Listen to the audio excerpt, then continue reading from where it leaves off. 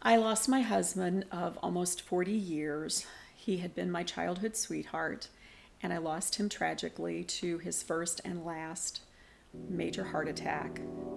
I lost him on 10/10 in the 10th hour of the morning.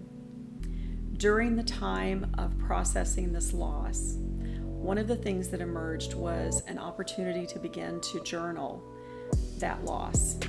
And I would have a weekly conversation with God. It was really an all the time conversation with God, but I started purposely and intentionally meeting with Him once a week to share my reflections on where I was in my grief journey, starting with around the 4th week and moving all the way through the 52nd week.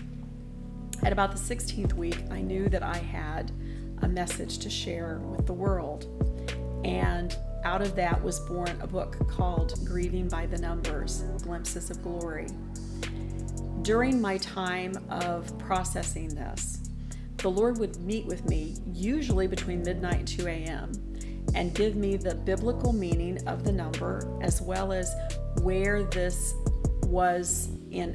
fit in our story, our family story, and my personal story of losing my childhood sweetheart.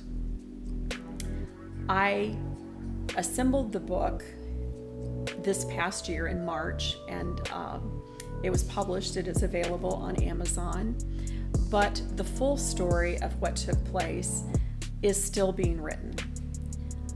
I wrote the book, and the heart of it is those 52 logs, but there's also the story of how we moved through the loss in the very beginning. My husband awakened me at 5 a.m. one morning and said, "I think I'm in trouble and I'm going to need some help." I was astonished because my husband never asked for help of this nature, and I asked him, "Do you want me to take you to the emergency room?" And he said, "I'm afraid so." And threw a hat on my head, threw everything I thought I might need in the next few hours into a bag, and we got to the van, and I decided the fastest thing I could do was get him there myself rather than call 911, which he probably would not have tolerated anyway, because he was not one to tolerate the medical machinery, and that's probably what led to his demise. We took him to the hospital, and he had his heart attack in the lobby of the hospital and never came back to us. The story that I have unfolds with that loss, as well as how we recovered from that loss. And grief is not something that you get over. It is something you get through. It gets woven into the tapestry of your life. Your story is forever changed by that loss, but you don't have to be defined by that loss. Every loss is an opportunity to invite your Redeemer into your story. He's already there. He's asking you to invite him. He will meet you in an intimate fashion and help you to find restoration and help you to take that loss and leverage it into an opportunity to help others. Not just yourself, not just redeeming for yourself, but redeeming for the sake of others as well. I know that we have found that our loss has made us so much more in tune with those who've lost a husband, a wife, a father, a mother, a brother, a sister. It's changed the way we relate to those. We no longer merely have compassion toward them. We are empathetic toward them because we know how deep that loss can be. My story continued in that during the time of this processing, I had a divine appointment in Ireland. The Lord ordered the trip, He paid for the trip, and while I was in Ireland, I had a divine encounter that led me to begin to believe again that I could have a second act in my life.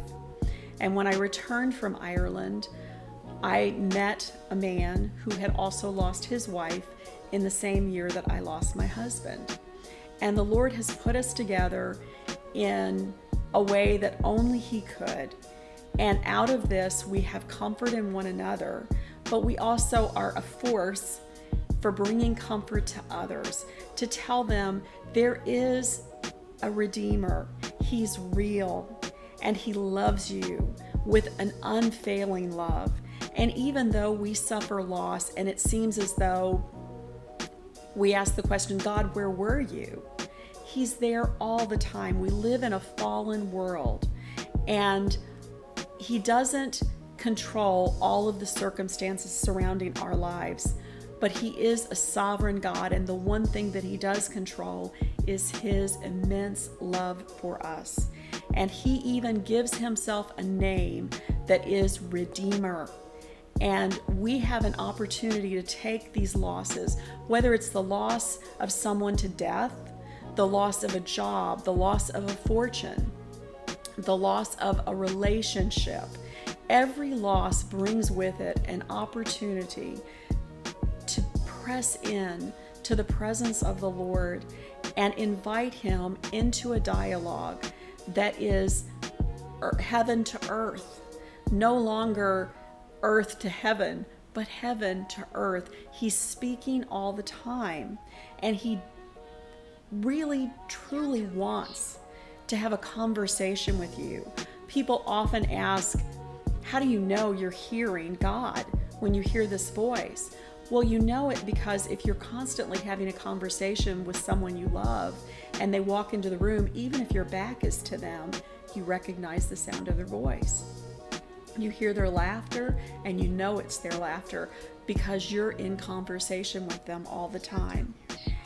You can meet God in His Word. You can meet Him in an intimate conversation. You can talk to Him exactly like you would talk to a friend, because the greatest friend you will ever have is your Creator. He is speaking.